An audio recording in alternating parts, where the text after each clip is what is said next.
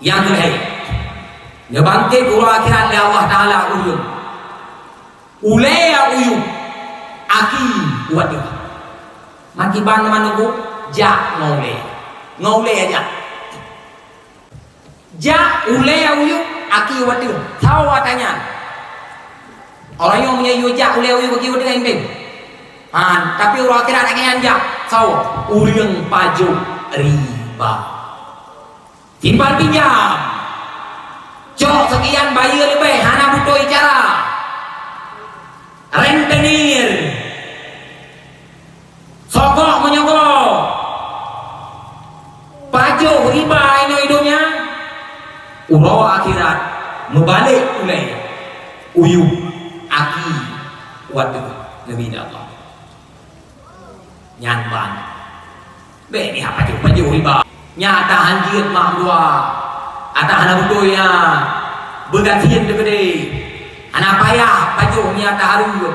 Anak payah tro-tro tak tarik ni atah harum. Minta atah harum mentau. Walau pun matin.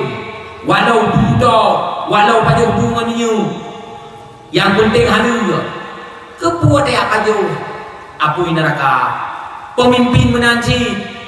Pemimpin yang dia baju hata rakyat yang gaya Allah kira Allah. Mesir biji, mesir kon biji nyong biji kau. Yang dia orang akhirat kan kau dia kan guna parita gue cinta pada biji.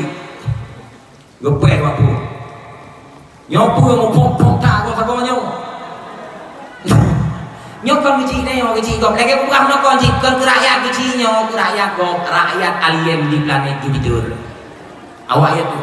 Dia gepeh malaikat ano? Nyong pun mau pom kau.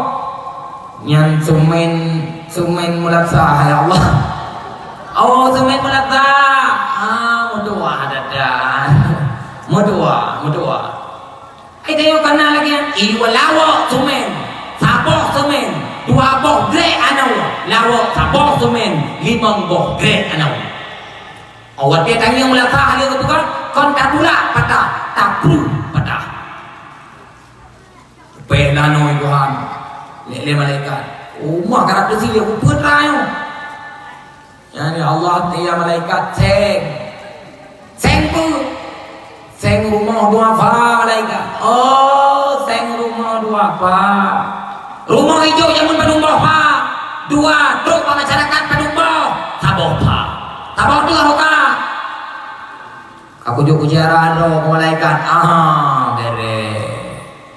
Cuman katanya, umam juga, pernah nyan buto diplo malaikat, buto diplo puyan, buto diplo masjid malaikat, pro pak buto diplo, kecil, deh malaikat, anak lain malaikat, gaya akhirat Allah Taala, pemimpin hekta, nyobuji drone budoi, geron beram, tanggung jawab pemberdayaan Allah, hanya pegang ini dunia kau anu akhirat.